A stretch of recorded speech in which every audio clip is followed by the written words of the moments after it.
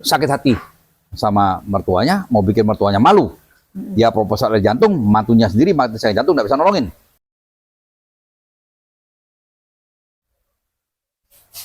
Ya, selamat siang, ketemu lagi dengan Jana di rumah Pak Rudi Winata.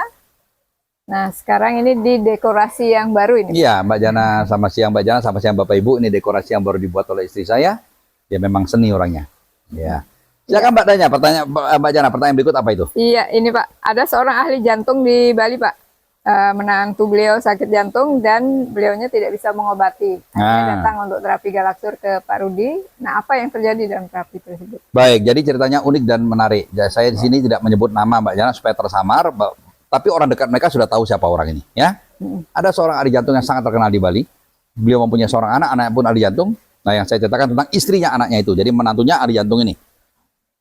Suatu saat menantunya ini hampir mati sakit jantung. Nah, jadi bagi menantunya, kalau Anda nonton video ini, salam dari saya. Cerita ini akan menginspirasi banyak orang, maka saya ceritakan ya. Saya minta izin. Jadi begini Mbak Jana, suatu saat dia ada keluhan sakit jantung, dicek oleh suaminya sendiri yang ada ahli jantung, dinyatakan sudah gawat. Dilaporkan kepada mertuanya, jadi bapaknya yang suaminya. Ya. Mertuanya ngecek, sudah gawat. Obat dokter apapun sudah tidak mempan, jantungnya bocor-bocor tak karuan. Dan dinyatakan bahwa umurnya maksimal 2 minggu lagi.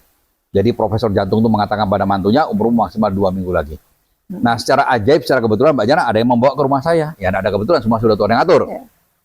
Di rumah saya terapi, masalah sepele. Ternyata bibinya mertuanya.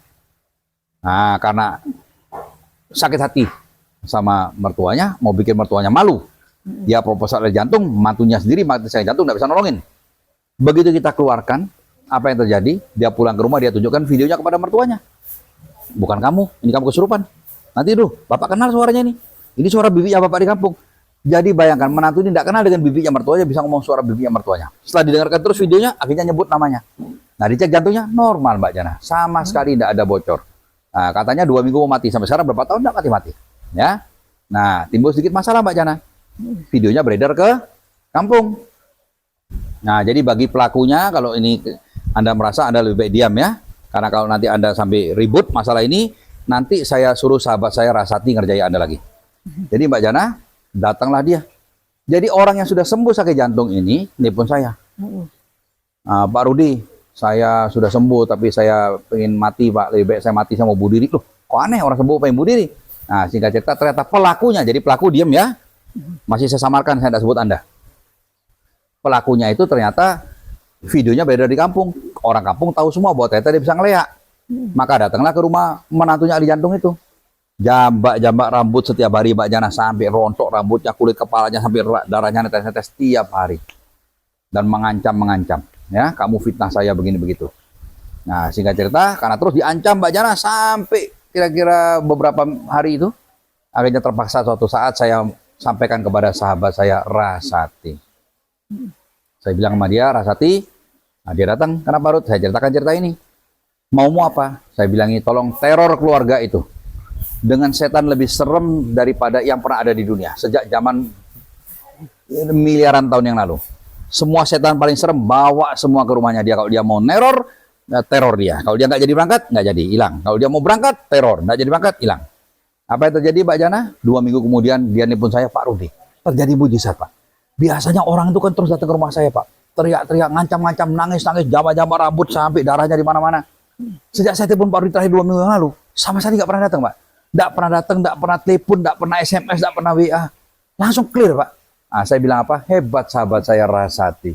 Ya, betul-betul. Jadi bagi pelaku yang Anda nonton video, oh itu saya, sebaik Anda jangan perpanjang masalah ini. Saya tidak sebut siapa Anda.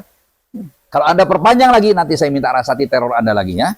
Kenapa Anda tiap hari mengancam ke Denpasar, jambak-jambak rambut, tiba-tiba Anda berhenti, pasti terjadi rumah Anda sangat berhantu kan waktu itu. Nah, kalau Anda macam-macam lagi, tak suruh kirim setan 10 kali lipat lebih hebat daripada itu.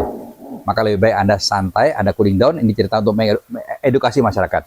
Jadi Mbak Jana, intinya bagi siapapun yang sakit jantung, coba dicek. Kadang-kadang sakit jantung Anda bukan penyakit jantung medis, bisa jadi itu leak, bisa jadi santet. Kabar bagus, kita gampang menyembuhkan Mbak Jana. Bawa sini gampang kita sembuhkan. Ya, nah demikian Mbak Jana. Iya, terima kasih Pak.